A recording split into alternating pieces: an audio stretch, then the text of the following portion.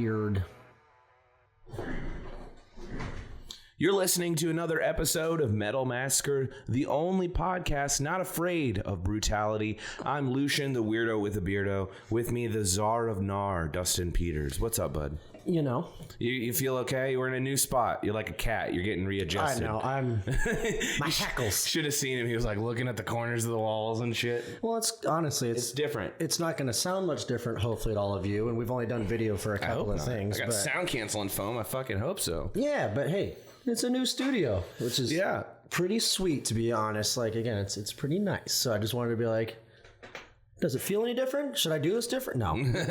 What do I do with my hands? What do I do with my hands? No, honestly, I'm stoked to be here. We've been chugging through season 2. Thank you again, everybody who's been pumping us and supporting us. Everybody who's came on the show. Everybody who's helped us out locally and otherwise. We got some ideas, of course, as always, to keep expanding and bringing things more to the local market, but also staying with the national artists that everybody wants to hear from. So it's been a good time, man. But yeah, again, it's just... we record everything out of order, as we say every single time. So it's always just like, wait, what's next? What am I doing? What am I doing? We're yes. But. Working currently on getting our YouTube caught up. So we'll have all our videos up there pretty soon. Go to Metal Massacre on YouTube and give us that sweet subscribe button tap. I would love that. It's free. It's free. It really helps out the channel. And, we got Deathcast on there and a bunch of other stuff that we've kind of taken over from the old show. So go check out the YouTube. Of course, I'm always streaming on Twitch. I'm trying to get back into that. Dustin, I think I want to play some GTA 5 now. I know this is just random talk. This is random talk. But like, I've been watching these. Okay, talk about metal here. I've been watching these two dudes that do GTA 5 roleplay, and they're like, we're serial killers. Okay. And what they do is one of them will come up and tell a story to somebody, and that story is either the story of the last person that got killed or how that person is going to die. And while he's telling him the story, someone comes up behind him and hits him with an axe and kills him, and then they keep the story going and they try not to get caught. I mean, it's really entertaining, and they did a whole like 45-minute long video of trying to snipe this guy in a diner and not get caught. And I was like, dude, this is metal. Like, this is so fucking cool to watch these two people like conspire and do this. So I got GTA 5 the other night and I'm like, I'm gonna be a serial killer. Just like run around being a weirdo with a hyena mask on. I'm like, I know someone had said in our Discord too, he's like, that's going to be difficult for you because first of all, everybody knows what GTA 5 is and the ethos that it like has encompassed all of the past like 15 years basically. Like, because the game's been out for so long that like getting into it now is gonna be really difficult for you. It's so crazy. It's like getting back into World of Warcraft. When I did that, I was like, I have no idea what I'm doing. Right. Yeah. And all the like the side quests and like the half the people that go in there not even to play anything. They just go in there because me and Eddie and a couple other boys would go in there and just do the jet car racing and like motorcycle racing on like Hot Wheels tracks. Basically, like that shit was super fun to me, and that's what we did. But yeah, the like buying an apartment and setting up enough time without just getting murdered constantly by people flying around in jetpacks and whatever, like it's gonna be difficult. But if it's there's a group called No Pixel. I've heard of them. The roleplay community.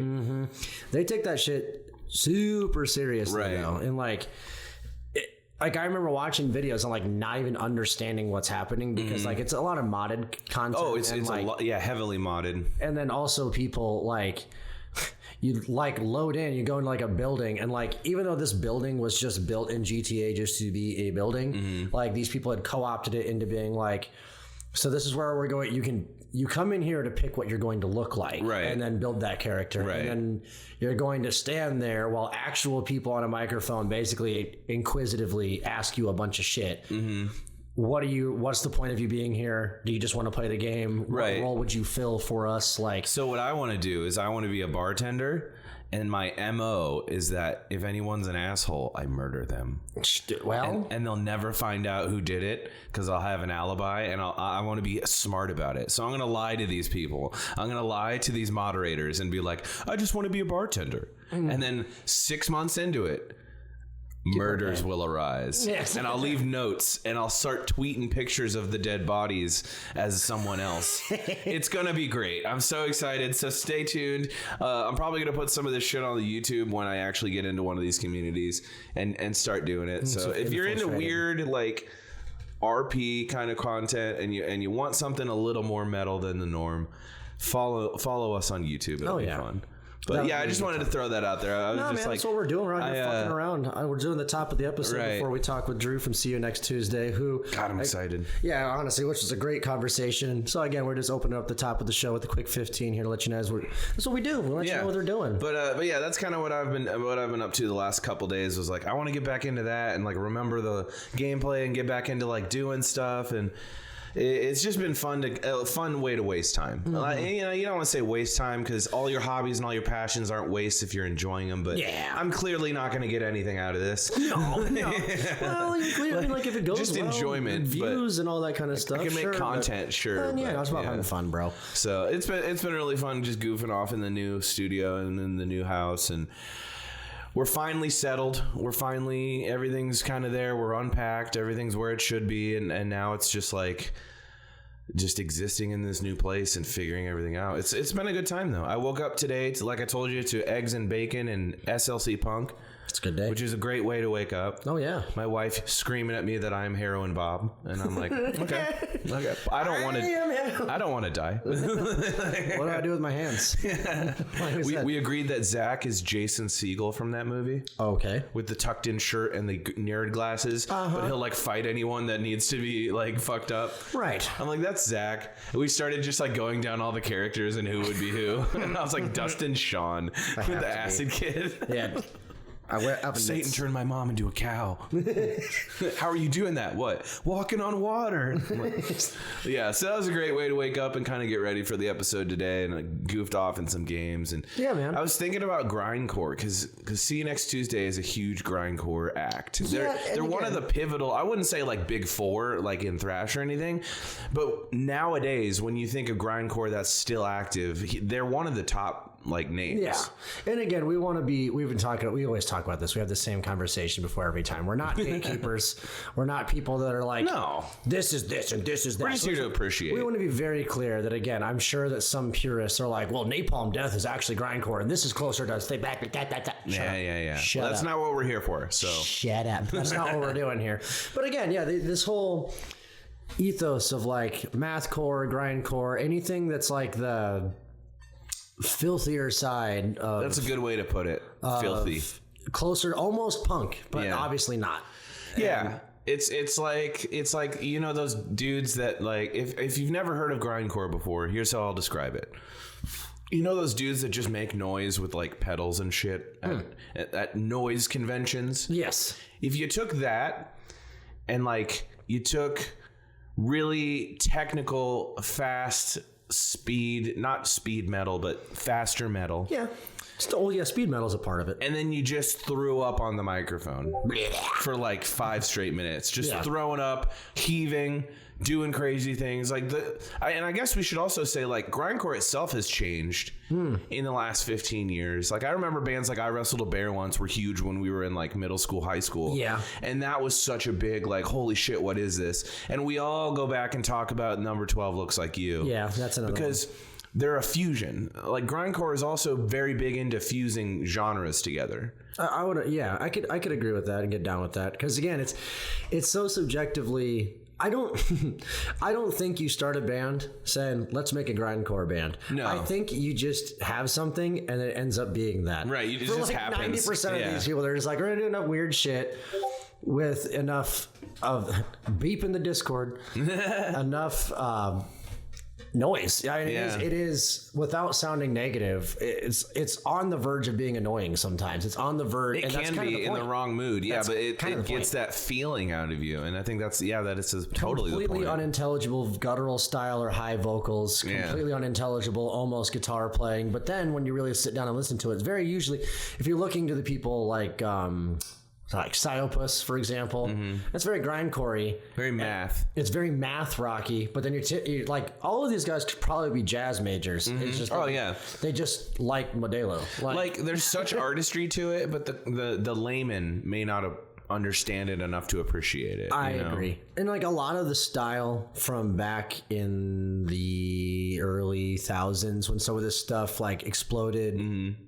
because again, Napalm Death is older than that. There's a bunch of grindcore bands that even like when you get back to like the G.G. Allen stuff, or even Negative Approach is very hardcore focused. But again, yeah, very much just like the guy's just yelling and the guitars are really fast and like it's not supposed to, like I said, not intelligible on purpose. Right. But like it's more about the feeling. Which we talked about melding genres, like with the black metal stuff that happened in Norway, where it was like on purpose recorded on like a fucking sounded like a fart. Yeah, in an 8-track. Put a microphone in a closet in the room they're recording in on 12 gain, like all the way up, and make it sound like shit on purpose because that is true black metal. Yeah, because and for them it was more like if you don't appreciate this and you can't hear it, then you're not worthy. It doesn't matter. Fuck and you. This is like not. It's the same execution with a different mentality. Yeah, they don't have this idea of elitism in grindcore. It's actually very much one of those scenes where everyone's pretty cool. Yeah, like I don't really get a lot of elitism and gatekeeping in the grindcore community. Not at all, because I think they're so aware that they're so out there. They're the crazy cousin that shows up and you're like, how high is that guy? We're very much like, so. Yeah. That's who grindcore is. And it almost makes it more fun. Cause then when you go to these live shows, there's this expectation of like, well, insanity. I know how crazy your music is. You better up the ante when I see you live, you know, like one of my favorite, who's technically, I believe, I want to say inactive, and I who knows if they'll hear this anyways, but around here in Omaha proper where we are, there was a band called Y Incision. And played with them one time. They did a lot of the rounds with the death metal guys, the people that would play a lot more of that like speed black metal stuff, because again, it's adjacent. Right. But put it this way. Yeah. First of all, not like it really matters, but like the lead singer, if you want to call it singing, gay dude. And lots of dildos all over the place, just like throwing them at people. If that's your aesthetic, okay. He wore pantyhose on his head with like the full legs, so it's like two floppy. I love things. That. I love Never that. wore pants. That's only funny. whitey tighties. Nice. Their bass player only wore whitey tighties and nothing else at all. Nice. And like, there's a video, one of the funniest videos I've seen. It was at locally Dr. Jack's, the drinker, if you're aware of that. And again, it's like, you know, like a place that would entertain a grindcore band. It's a smaller 50 to 100 person venue. They could sell it out. I don't know if it was, obviously it was not planned, but like the point is there were people just wrestling the singer. Like he just like anybody that got too close, he would just try and put him in a headlock. And then most of those people ended up just like, fuck that, and tackling him. And he's still just like yelling in unintelligible vocals, but like basically doing jujitsu with like someone while that's happening, and every now and again get up and like smack someone with a dildo and then keep moving. Like I had a dream that was like that. Yes. Except for we were playing a show in a Texas roadhouse. Very cool. Don't know why. I would. But it was like they took out all the seats and made it into a venue, and there was mud wrestling. Okay. And I was like, this is cool. This should happen, is what I'm saying. Right. I know this is a pipe dream and this is a literal dream, but if I could play some like Pantera cover songs to mud wrestling in a Texas roadhouse, I could probably die. I think that's all I really need. We should just start going green jelly and buy things in bulk and bring them to shows. Like baby oil? I'm sorry. I'm sorry. Too soon. Too soon. I bought 1,500 expired T-bone steaks. Slap each other with them. We can for a mint. Some sort of gimmick, but I don't know. We'd have to think about it, because I'm just saying something like that might be so much fun. I'm down. Stage. I don't care. You're down. You don't care. Jake would have fun. Mike and Aaron might be weird about it. They actually have to think about when they're playing, because they usually play pretty complicated shit, and I don't care as much. So take a steak and just start slapping the bass with it. It'd be so gross. Now that's grindcore. That'd be so gross. Yeah, I really, grindcore is one of those genres that I want some meaty riffs. I've gotten into it, but I've never like fully dived into it. As I'm looking over a list, I've probably listened to like a dozen grindcore bands, and I know there's hundreds, if not thousands, out there. I think that I really, as I'm looking over like the list of like Googling things where we found again and thank you to Drew and see you next Tuesday for Drew was onto the super show. fucking cool. Yeah, and you guys will hear him here in a minute. He was really down to earth, really nice guy. He was just chilling on his farm out there. on the porch. Like it's the most unassuming shit from the most brutal of people, which is usually how it works. But I think I was closer to the mathcore side of these things, where it's definitely, again, that's like you're splitting hairs when you're getting that close, the number 12 stuff. Never really got into them, but Psyopus, I mentioned them. I really loved them growing up. I know a couple of our friends love the number 12, but Converge was a big one that I listened to a lot of. I kind of almost forgot about him until basically this last little run. Norma Jean, another one, because I'm skipping through them. Norma Jean is definitely a one that I liked at that time. Heavy Low Low, I wasn't a huge fan. I was like, oh fuck, that's a throwback. Yeah, that's like childhood shit. Probably my favorite one. I did remember listening to See You Next Tuesday, which I know at the time of the interview, I was like, I actually listened to these guys a lot in high school. Like, yeah. And I was like, yeah, I'd skate and stuff like that to them. But I think and again, it's all subjective. Sure. One of my favorite bands, period, no matter what, especially when I was starting to get into heavier music and realizing that like AC/DC wasn't the heaviest thing on the planet, was Between the Buried and Me.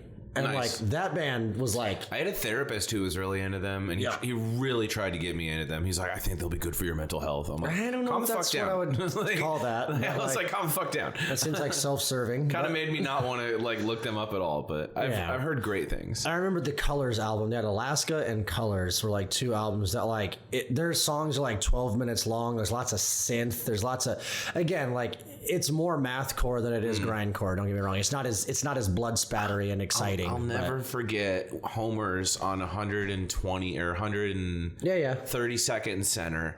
I went in there and I got 2 CDs. It was my big brother's ex-girlfriend took me, and I got the used Lies for the Liars because I was like, this is fucking cool. And then I got another one from a band called Behold the Arctopus. Okay. Have you heard of them? I have, actually. 100% mathcore, and it's just...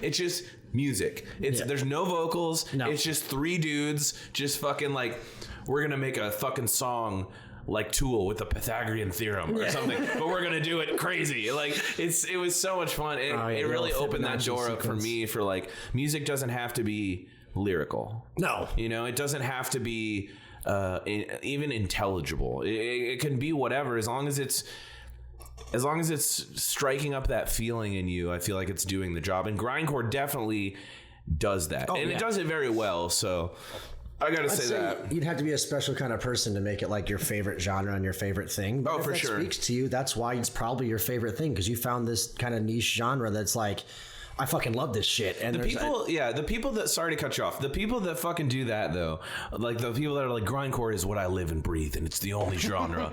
True American grindcore. Yeah. Like those people are the people that'll like go out and buy movies in other languages and they don't have subtitles and they can't understand it, and they're like laughing at the screen like, I love this part. Yeah. It's like, do you know what they're saying? No, but I love it. You're such a niche individual that I would not be surprised if you had like 60 German tapes in your house and you didn't speak German. Right. Like, I can get that. Like, it's such a niche thing, but I love it, and there's definitely a place for it. And I think that a healthy dive into grindcore is good for the metal palette. I think so too, man. And like I said, a couple of these bands we've mentioned are probably like verging on almost all those other genres, but you said whether it's the purists or not, we've been really trying with this show to really hit almost every little subsect and subgenre of metal. And honestly, a lot of the times it's just worked out that way, to be fair. Like a lot of, we take when our PR firm sends us to people, we take them. Well, and some of them, we just reached out ourselves. Yeah, it was like, hey, we like this, we like your music, but also kind of self-serving in a way. We were very much like, we need this or this. We need a thrash band. Right. We need a this or this. And so like, we've been very fortunate. Yeah. It's worked out. Honestly, it just life finds a way sometimes. Nature finds a way. Yeah. Jurassic Park.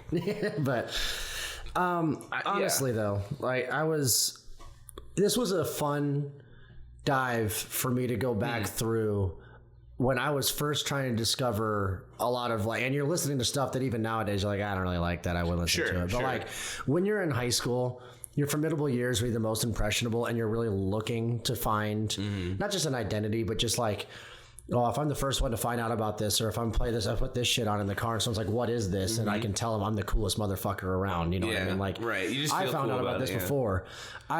This was a lesson in like going back through like all these bands that I basically forgot about or wrote off or put off to the side because I've, again, myself, like I'm a big hip hop guy. I love all sorts of music. I know what I don't like. Sure. But more than that, like pretty much all metal I can get behind because I've just enjoyed heavy ass music. And this has been a fun, like I said, deep dive kind of down memory lane of, oh yeah. Because I listened to it and I branched out a lot more when I was a lot younger. So I definitely know what you mean. Like I still think back to me introducing Nolan to Lamb of God. And I get the same feeling as I would imagine a father gets when his son goes to college.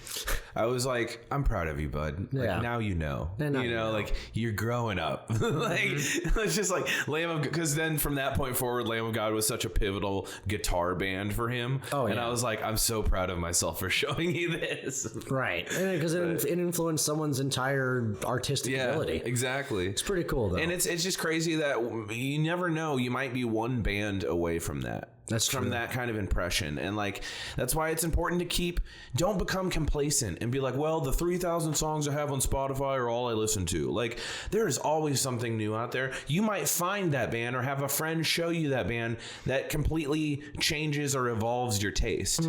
So like, don't be afraid of something different. And I would say that to a lot of people. You're going to listen to this episode and go, grindcore. All right. And then start searching it. And the first couple of bands you search, you might fucking hate. True. But that's not all the genre is. There's always more to these subcultures. So I would really encourage all the listeners today to go out, really do your research, look for a couple good grindcore bands that you like, and comment on this episode. Let us know who they are, what you like. Recommend some to us. I want more, so let me know. Absolutely, man. Well, shit. I don't have any much more else I can say besides that, and we're trying to not just make this an open podcast. So without further ado, thank you to Drew for coming on, and let's hear from see you next Tuesday.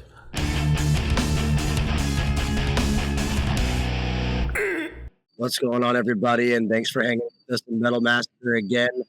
I'm your czar of gnar, Dustin, in the studio virtually with Lucian, the weirdo with the beardo. What's up? Hey, we keep getting guests that honestly, I'm checking off a very finite list I have over here off screen. No. We actually have, I believe, and we should have done formalities longer, but it's Drew, right? Yeah, yep, Drew, yeah. Drew Slavic from See You Next Tuesday. I was like, don't say the wrong guy. Don't screw this up already. No. It says that in my little name under my box there. You see that? I am, as good as I am at this, I am also very illiterate. I guess that's fine. Well, hey, man, thank you so much for being here. And again, so from the band See You Next Tuesday, who's been around since the day is long, but have been on a huge tear as of lately and really getting back into it. First, my friend, you said you live kind of out there in the country. Are you still based in Michigan? Bay City, Michigan, yep. Awesome. I live on the outskirts of a small city. You're so in the country, I can hear the crickets right now. Can you? Yeah, that's crazy. Yeah, dude. Yeah. I love that. It's totally like a sense of ambiance right now. I'm feeling very relaxed about this. I mean, I'm not like, I'm only a few minutes up the road from like stuff. Yeah. You know, like there's a corner store right up the road here. And like, I don't know, if I go, I don't know, like 8 or 10 minutes that way, there's a Subway and a Little Caesars and this little strip mall type of thing. I mean, it's like, yeah.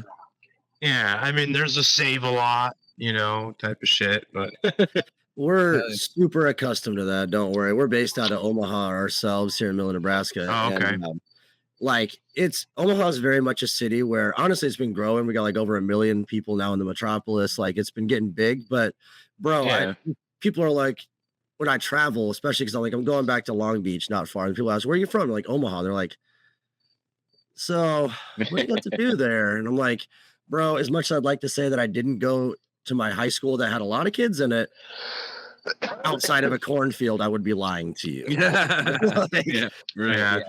do like cow tipping and shit, man. Oh, not quite. No, it's not that far country, but it's like almost 30 there. minutes out, right? Yeah, 30 minutes outside of us, they probably do. But I mean, I remember like, somebody cuts out like part of a fucking cornfield and wheel out some barrels and have a bunch of beers in the middle of a cornfield in high school type shit. Like, that's the small town that I'm from.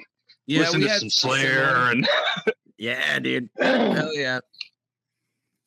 So I've been diving into relapses a lot because we've been planning this interview for quite some time. I know you had a trip.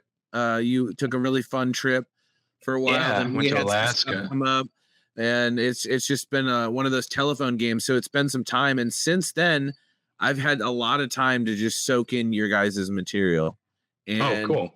I got to tell you right now, relapses is it's an acid dream to me. Honestly, it is, because man, every time I listen to it, it's one of those albums that I feel like I have to listen to front to back. And I can't put it on random with you guys. I just can't. I don't know why. But every time I listen to it, every time I listen to it front to back, it's just like my sense of time changes when I'm listening to your music. It's a very fascinating thing. And I wanted to tell you hats off to that, because not a lot of bands make me go, God, it's only been 4 minutes. Like, that's insane, bro. Yeah. You have this amazing electronic grindcore kind of style, especially with relapses. What made you kind of settle on that fusion? Well, Relapse is just like a collection of remixes. So each of those songs were like, we said they're re-edited or edited by. Yeah. So they're like remixes, of all these other artists. Like Thought Crime and John Connor and Zombie Shark and Death Trip, a bunch of artists that like I'm just, I'm a genuine fan of. Myself and Chris, our singer, we both have a love for electronic music, especially like industrial and more like harsher type of stuff, and there's this like whole kind of like cyber grind movement that kind of popped up in the last few years, and it's really cool, and I think one of the pioneers of it, or at least one of the more popular out of them, was Thought Crime, and we're super thankful they were able to do a remix for us. They actually just did a remix. Are you familiar with the band Satanic Tico? I don't think so. No. Oh, it's like this dude that has a TikTok that sells like tea that has like a bunch of satanic names, and like he says there's like body parts and shit in it, But he ended up turning it into a full-fledged band, and they put out fucking like old school death metal tunes, and he's from Canada, and he started doing remixes, and I reached out to him a few months back, and I actually did a remix. We put it out a few weeks ago, or maybe a month ago. So if you had a chance to check that out, it was a remix that I did. I took a death metal record or a death metal song and turned it into kind of like a cyber grind, or actually it's more like cyber slam. It has a lot of slam elements, but a lot of like hard synthesizers just kind of hitting you. But anyway, What's it called? as of like Septic Savior, and then I put it as cunt remix, but CVNT remix. But yeah, if you look at you can't put CUNT on anything on Spotify to get upset. I'm sure. I just added it. Well, they don't care. After this. It's not like anyone would censor it per se, but you'd get censored in the manner that, it wouldn't be pushed to a bit broader audience. Right. Like, if people like it and people are clicking on stuff that we post, it gets spread out there. But there's certain things that they'll put a wall up for sure. Oh yeah. It's kind of a shadow 2024, right? Yeah, basically. Which is what it is. Our name's Next Tuesday, Exactly. You guys have one of those names where it's like, if you know what it means, you know what it means. But luckily, you spell it out, no one fucking cares. So yeah. I think I was supposed to answer a question about relapses, wasn't I? Wasn't there a question there? Well, I guess the question overall is just what made you want to do this. Oh yeah. Just being a fan. Just being a fan. That's cool. The biggest catalyst was Fear Factory. That was like a pinnacle, like getting into electronic music or industrial music, I guess. That was like a pinnacle record for both Chris and I. And yeah, it's just one of those things where, like thinking back to like high school and stuff, Skinny Puppy and Nine Inch Nails and KMFDM and, all those bands back there that we listened to in like the fucking early 2000s, late 90s even. I'm pretty old. Fear Factory was one of those first bands. I remember seeing Fear Factory live when I was like 15 at a shitty venue in Detroit. Drive like 2 hours with a buddy in a van with a bunch of people and, all chip in for gas and be small town Michigan boys going to a metal show. But yeah, man, it was like Fear Factory. So, they did the remanufacture, their demanufacture, remanufacture. I don't know if you guys are privy to those records. Oh yeah. I'd hope so. They're pretty epic. So yeah, that was kind of like, it was one of those, Distractions was done and we kind of started adding some electronic elements to Distractions. And, the last track on Distractions, actually, that Strange Music. Yeah, how it kind of ends. Yeah, how it ends with like some arpeggiating guitars and stuff. Excuse me, I just wolfed dinner down, so No, you're I good, might be a brother. little burpy. You're good. Yeah, at the end of Strange Music, there was actually a whole like second section of that song. There was like another 4.5, 5 minutes. And it was meant to just become all electronic, and I just couldn't make it work. I had this great idea and like a lot of stuff going on, but nothing like concrete. And then like the transition between it, I couldn't pan it out. So I just kind of wrote something different and set that off to the side. And fast forward a few months, I kind of decided to finish it. And then we kind of just got into this idea of doing a remix album and doing a whole bunch of electronic stuff. And ultimately that unfinished song is what became The Gold Room, which was remixed, or I wouldn't say remixed. It was like a complete collaboration between Pedram from Frontier and myself making the music. And then Chad, their singer, and our singer Chris did all the vocals for the track. So it's like, it's really, really fun. It's weird how everyone expected the song with Frontier to be like this mathcore, like, you know what I mean? Like, like king of mathcore song. And it was nothing even close to that. It's like this, it sounds like kind of pissed off Nine Inch Nails, Rammstein-esque to me. I love which that. I'm totally for it. So Like, you don't get in like, I don't know if this is the right word for it, but to me it is. You don't get that kind of filth on music anymore. You don't get that grimy, just industrial, chaotic stank on it. Stank. You don't get that anymore, man. It just doesn't happen with music. And when I was listening to Relapses especially, and I make it a point to really submerge myself in an artist's work or in a band's work. Oh, for sure. And then especially like the half hour before, I was like, hey, this is 31 minutes long. We're going to fucking jam real quick. So I got off. I was doing a little streaming. I got off early and I was like, I'm going to play this album. And again, I was like, dear God, it's only been 15 minutes. Like that. And to me, that's a compliment. It's not like I'm like saying, oh, time, but like to me, it's like when you can subvert expectations, but at the same time, make something so chaotic that multiple times I have like 20 screens open on my computer. Multiple times I go over to Spotify and I go, what song is this? Like, so like, I think that in itself lends to such a fun like idea, but like the execution in this album, I got to tell you, for the people you collaborated with and the shit they did. Thank you. This is like one of my favorite things that you guys have even done. So really, really thank you. Cool. Oh, for sure, man. I appreciate it because like it wasn't just me that did stuff. You know what I mean? Like Yeah, for sure. It was a group effort. I did do remixes though. You know the track "Love." That is a remix I did of Strange Music. Let's see. I took Strange Music, the 7-minute song, and I sped it up. I sped it up 99 times. Whew. And it shrunk it down to a minute, and then I just pitched some vocals down and made it like a gore grind song. That's so cool. But and then the tracks with Kyle Medina and from Body Snatcher and Rich from Sawtooth. Yeah.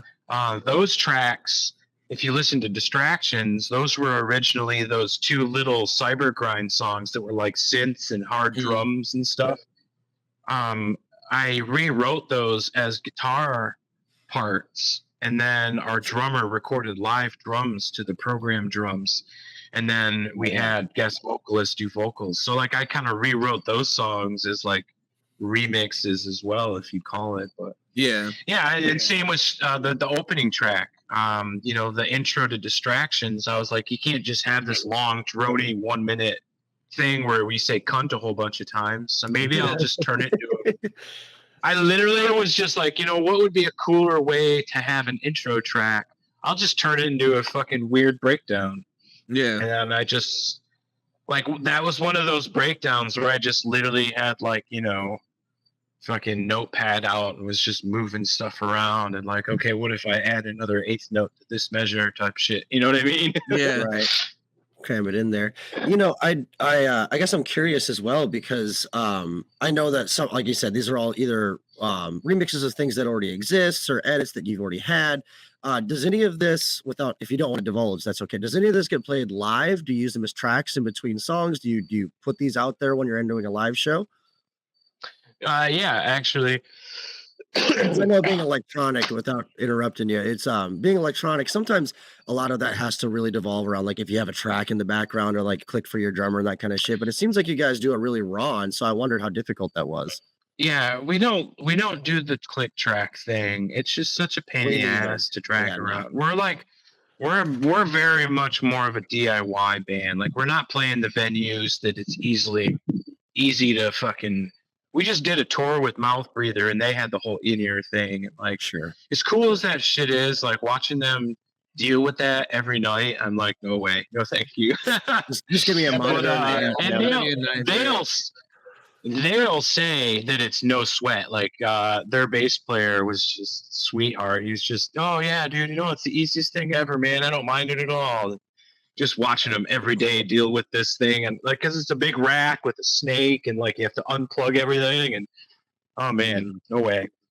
Yeah. Anyway, I currently bring like this little table, and I have a Eurorack synth, which I don't know if you're familiar with Eurorack stuff. Not specifically, no. Super familiar. Or some people call it modular synth. Anyway, it's like if you Google modular synth, it's like you do each component of a synthesizer, and you kind of build like your own pedal board type of thing. So it's like you get a case, and then you get like these modules. I have seen this thing. And then you see like they have like 1,000 cables and stuff. Yes. Anyway, I have a really simple board that just mostly has some effects, and then I have a touchpad like sampler that I load a bunch of samples on too. So I have them like in order for how our set goes. And before each time we hit the road and do a section of shows, I'll do like a new patch, and I'll redo samples, and just kind of make something new. So every time you come see us, we're doing something different. We're still going to play 8 Dead 9 If You Count the Fetus, because people would lose it if we didn't. But we're still going to make the experience a little bit different. We try to alter things and add in flair. But so I have a little sampler pad. This last run we did with Mouth Breather, I did use the opening bit to Death Trippa's track 6, like those real breakbeat style guitars.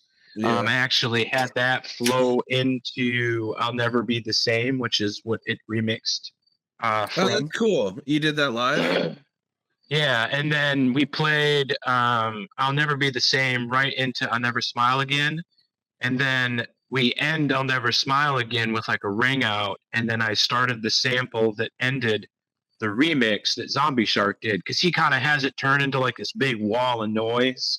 Mhm. So I hit that sample, and then I kind of faded that into the opening sample to Day in the Life of the Fool off of Distractions. So we did like this block and kind of mixed in like remixed versions, non-remixed versions, and we got a weekend of shows coming up in October that we're announcing next week, and I'm doing the same thing. Well, something similar. I have something similar planned that we'll do some versions of relapses, like little splashes of a song. We can't stand up there for 5 minutes and play an electronic song. Right. We're not that. Yeah. However, we did play the opening track, Things Aren't Going Well. We played that a handful of times live. And then the two short ones that Kyle and Rich did with us, we do incorporate those live. Those are a ton of fun live, because I they're really just like fucking the nasty. Sweetest Pot. The Sweetest Pot Yeah, is one dude. of those moments where I stopped in relapses and went, "What song is this?" Like, Dude, it's so Rich's vocals shocking. are literally just like, Yeah. man. As soon as he sent me those, I was blown away, man. That's awesome. one of my favorite. That's one of my favorites off the record. That and the John Connor one, the run right before it. Yeah. I don't know if you guys are familiar with John Connor at all. Not too but familiar. No. the brothers are in another band. They're from Denmark. They're in another band called LLNN. Are you familiar with that band? No. Oh, Let me look dude. it up. Yeah. Can you listen to music real quick? Oh, We're not missing out. on here. No. Oh, I mean, I okay. can. Yeah. I was gonna say, dude, like, it's just like tuned down to like F sharp, just slow, like sludgy metal, but they incorporate this like atmospheric. It's Oh, very yeah. like, I can hear it. I'm listening to Obsidian Yeah. right now. Like, oh, it's very. dude, so sick.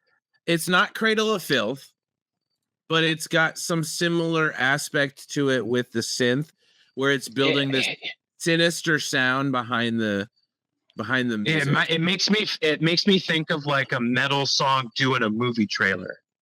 Oh yeah, for sure. That's what it would sound Yeah, like. it has like those like big impactful like boom, boom, and it's very dynamic. Yeah, dude, it's sick.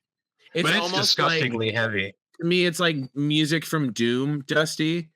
If Okay. Yeah. if it had a little more bass involved and had slightly higher focus on a creepy, sinister synth behind it. That's kind of what I got from just the little peek I had on LLNN. That's cool. I'm gonna follow. Dude, it's Barking up my very, alley. very good. Yeah, they just did a little tour in Australia with fucking The Ocean and Cave In. I didn't just show.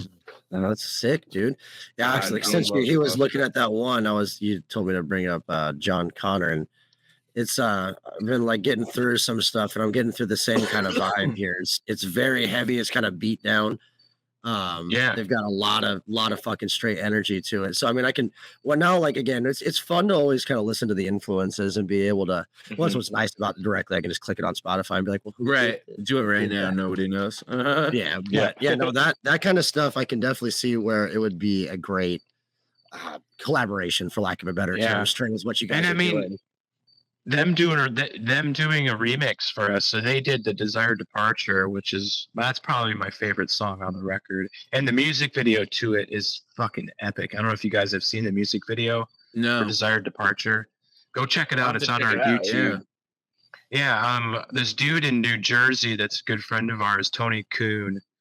He's a filmmaker out there, and dude, he fucking kills it. It's so good. It's literally like watching a 4-minute movie. Like, it's That's captivating.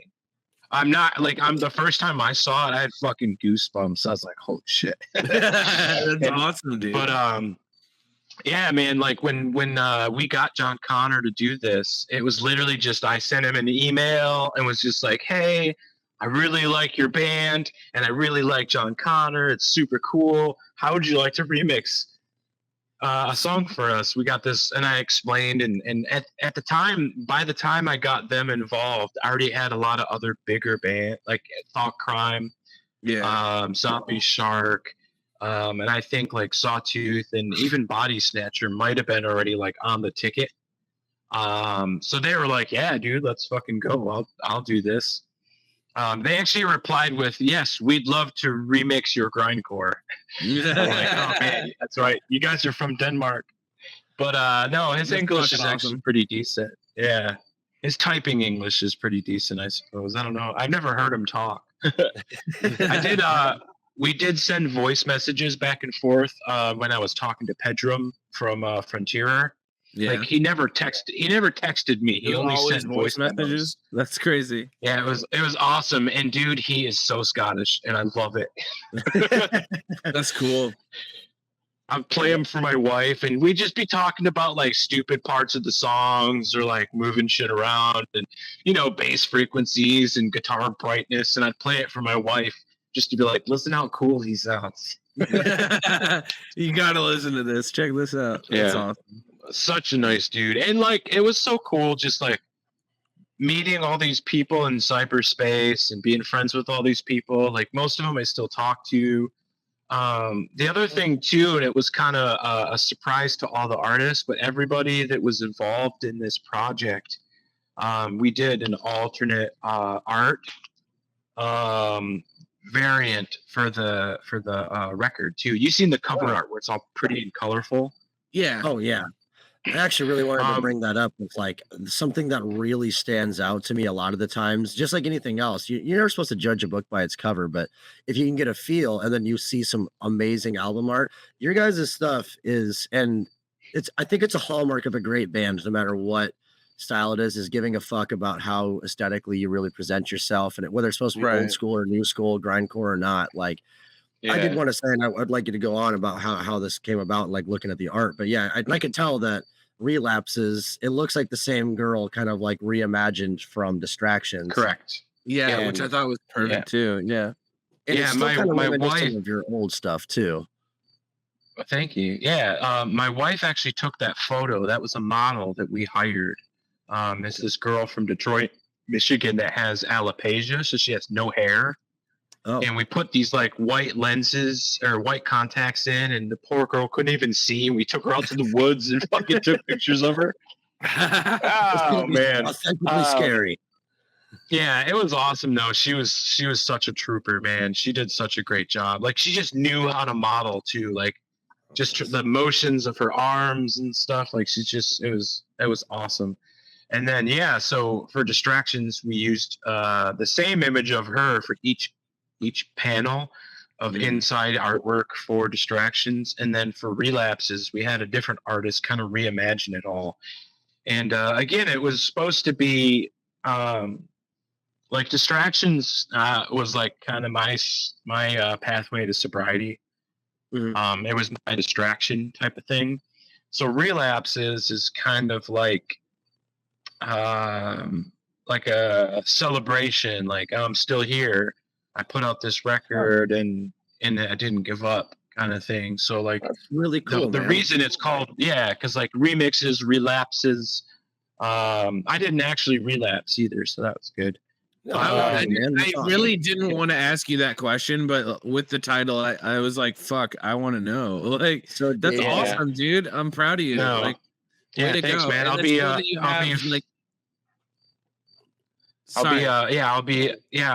be 4 years sober on this coming October here. So I'm coming up on my 4 years. I was gonna say it's cool that you have something to kind of like freeze that moment in time, and I will preface though, I will correct myself because I forget that alcohol was my poison. I still smoke weed, which a lot of people like. California sober. Like I get that I'm not like a sober person, but I mean like drinking isn't for everybody. Sure. It's just not like one of the things that I kind of like came to terms with during my own recovery which is like that not everybody has the privilege to have a couple drinks and have a good time. Sure. You know what I mean? Some people don't know how to shut that off. Some people don't know how to stop. Some people don't know how to put that as like, this is when we go out only. Yeah. You know, and separate that. Yeah. You know? Yeah. It is. Yeah. My dad has been sober since I've been in 5th grade, and that's okay. But he's someone that and not to make it about us, but my dad's the guitar player in our band, and he's up there, but he's been sober for a long time. And when I first started the band with him, obviously, where do bands usually play when you're trying to come up in your hometown? You play bars. Bars. Yeah. That was really tough for him at the beginning, even like 10 to 15 years in. And he doesn't smoke at all either, because he did then too, but but I'm again lucky enough that I can have a joint, I can have a couple beers and be like, good time. But like I'm lucky that I'm so lucky, but it's also from watching someone that has had such an issue with things that led from one thing to the next thing. So I guess like what I say is, it's a shared experience, man, and being able to hear that from the horse's mouth himself saying you had something to distract you. I'm honestly, again, like we've already said, we're proud of you, but no, I know plenty of friends that have gotten sober, my family, my dad, everybody. And so that's awesome. A huge staple to still be able to do that. It's good to have it around, because man, there's the one big thing that surrounds, battling addiction and actually overcoming it is just like the constant positivity. Yeah. Like my wife and I are so, she just walked by, so that's why I'm like pointing over here. My wife and I are just like, when if either of us are having a bad day or a hard time, like we're both very attentive, we're to be there and be like, you got this. Like we're each other's like coaches and shit. Like we wouldn't have that if we didn't have the addiction, I guess. No, that's not true. Hold on one second. It's good. I can hear you. Oh yeah, awesome. That's great though, dude. Like for real, it's one of those things. Like you get rainy, like whatever they say. Like something's the darkest before the dawn, right? Yeah, you're trying to quote Batman right now. Come on, bro. Where is it? But where's the trigger? The night is darkest just before the dawn, and it is so true. And people don't realize that is like when things are at your toughest and your roughest, there is better shit behind it. And like, I will say this as a mailman that has spent a lot of time outdoors. That sunlight that is right before it gets dark. You know what you're talking about? How it's like it's darkest. Yeah, like right before it gets dark, that sun, like that setting sunlight, that shit is what scars your skin, man. Like I swear I've never been sunburned like I've been burnt by setting sun. You can set out in the sun all day long, but man, you walk for 15 minutes in the setting sun and you can burn the backs of your legs. It's crazy. Some UV's hitting hard around then. Yeah, exactly. I got a bunch of doggies running around me right now. Sorry. So I gotta ask you. We kind of went into relapses. We've talked about the meaning behind your music and what you're kind of doing. I want to know what's next for See You Next Tuesday. Oh, it's secrets. You can't know yet.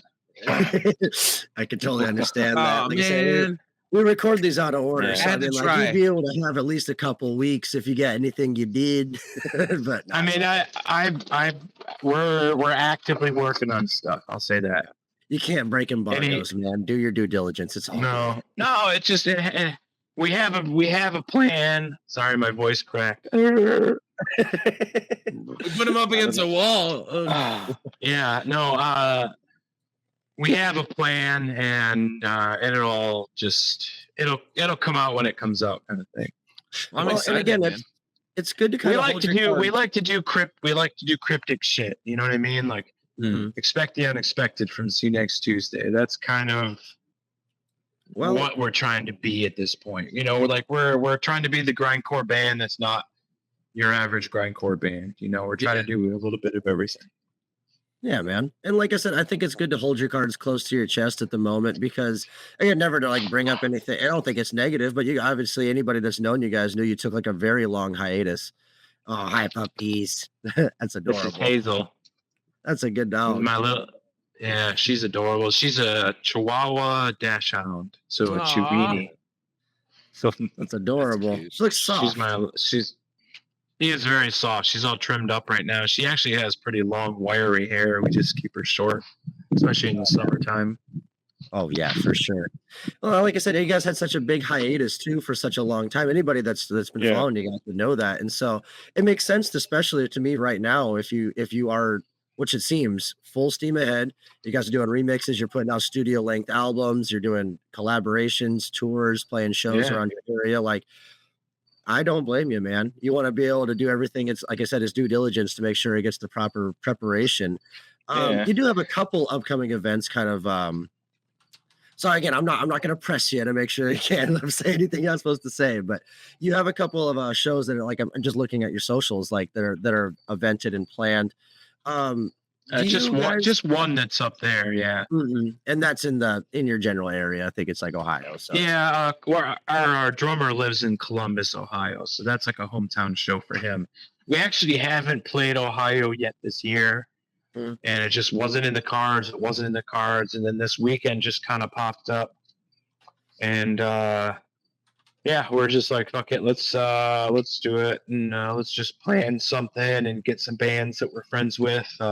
Mutilatron's on the show, which is a band that we did a tour with a couple times. Just fucking nice. bunch of sweethearts playing some of the most brutal death metal. And then Moiscus, gore grind band from Dayton area. They're just absolutely disgusting. I don't know if you're a fan of either of those bands. I love but that. You should be. Yes, dude. There's a decent grindcore scene around any metal area, and like we have one here. And there's a few bands that I love to go Nice. see because honestly, watching grindcore live is, I mean, I grew up. People in the show that have been fans of ours were like, "Shut up, dude! You've said this more than once." But like, I grew up kind of like a hardcore kid. I was really into like beat down East Coast hardcore stuff when I was Okay. growing up and skating and getting into heavier music. My dad's always been obviously an influence as well, but going to grindcore shows, even though it's never been like a genre I've played, I'm a fan of it because I would arguably say that even if you like the album, live is going to make your fucking senses freak out, and that's some of the best. I would say like the selling point for it. Yeah, a lot of it too is some of the greats. Their albums don't sound great on purpose. Sure. You know what I Yeah, mean? Like it's the early black metal Napalm. Yeah. Yeah, exactly. Like, early Napalm Death stuff isn't the best recordings, even though that's some of the better recordings from stuff that came from that time frame.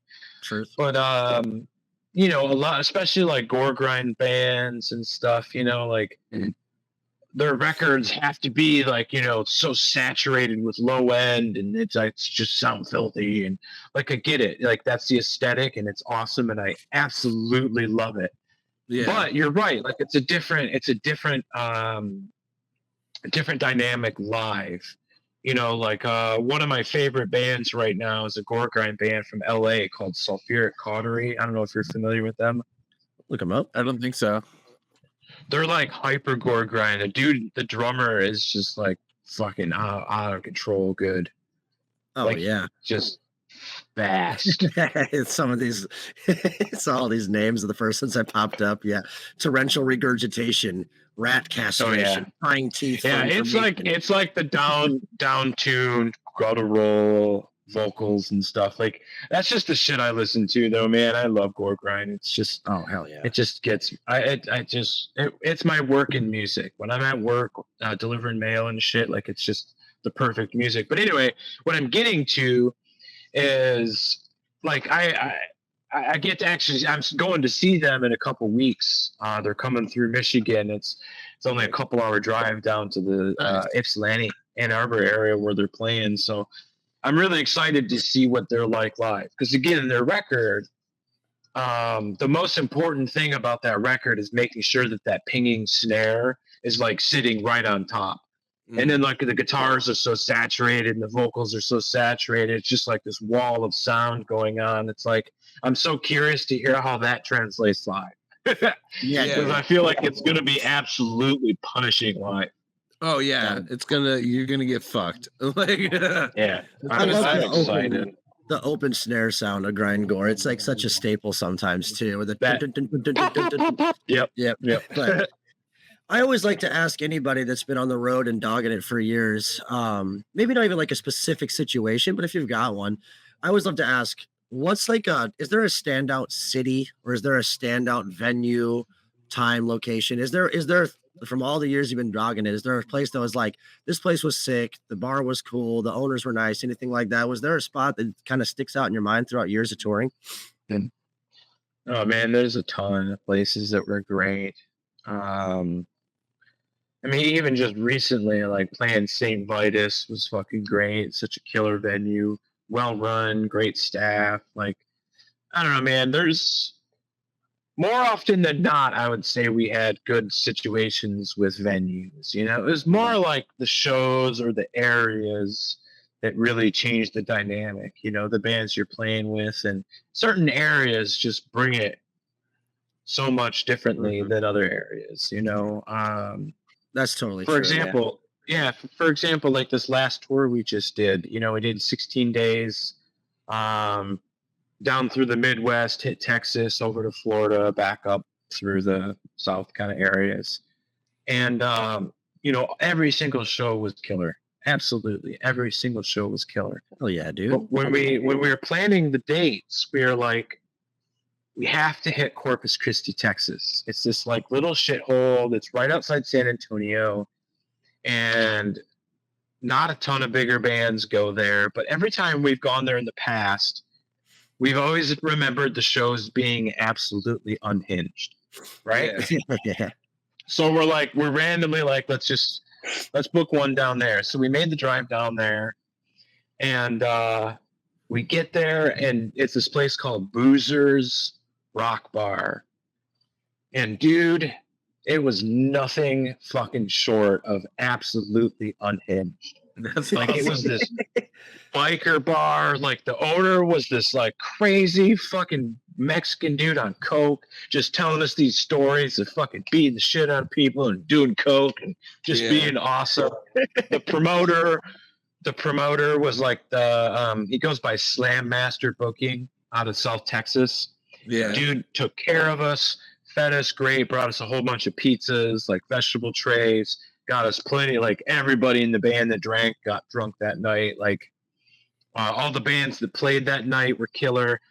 We had Noisy Neighbors from San Antonio with us. Mouth Breather was on tour with us at the time. And dude, like during our set, they had the merch like outside. And during our set, my wife said that 3 different people came out with bloody noses.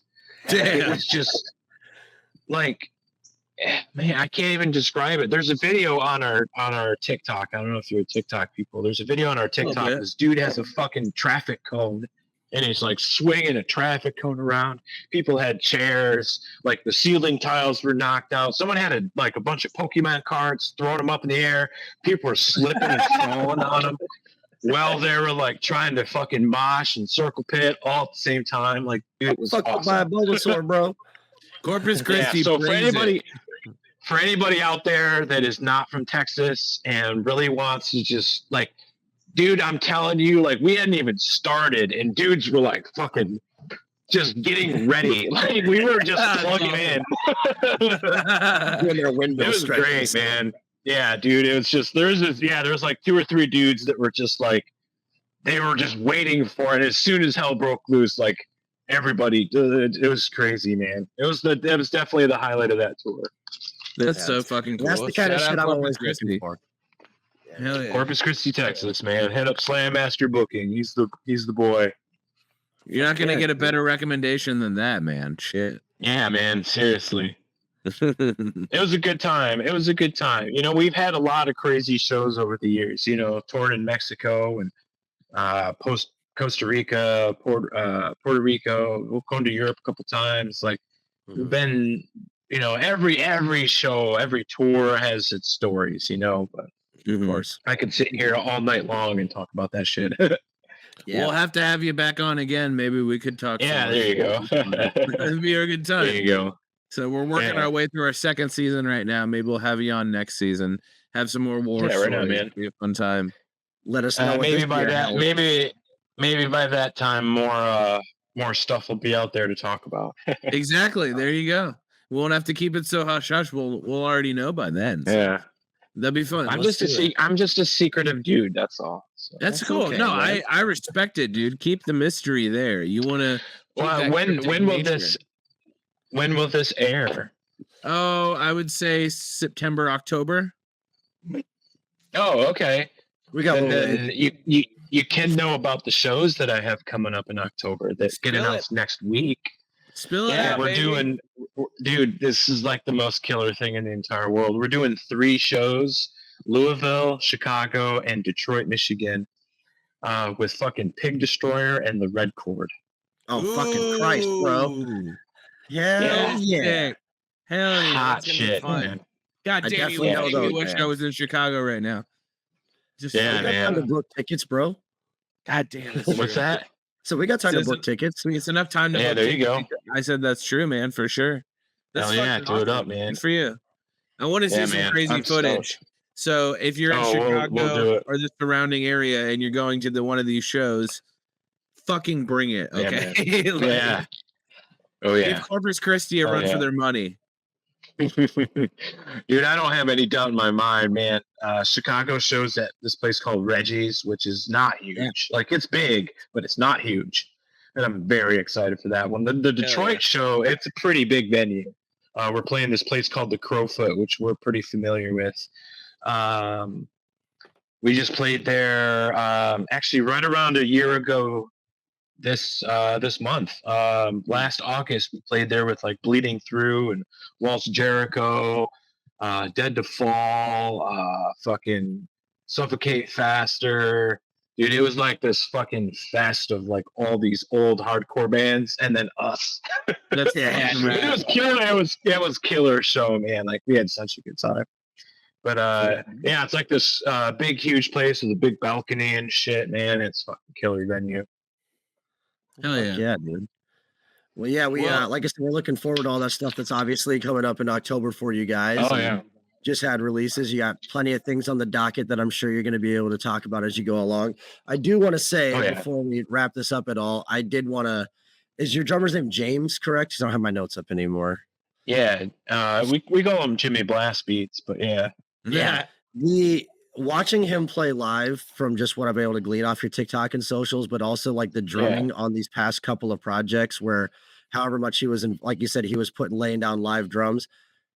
Yeah. I can't play a fucking cymbal to save my life. And it's always so drums are the thing that always usually impress me the most because I try and learn how to play guitar and bass and do vocals, but like I don't even dabble. So I just wanted to give, if you can pass on any information from us, the drumming was absolutely top fucking tier, dude. Like, shout out. I don't mean to break your heart, but he was actually planned to jump on this call tonight with us too, but it just no worries. Maybe next time. Yeah. We'll let Johnny Blast Beats know.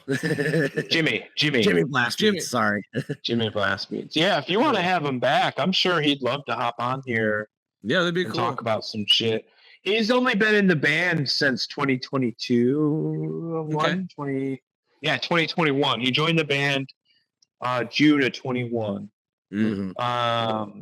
So he's only been in the band.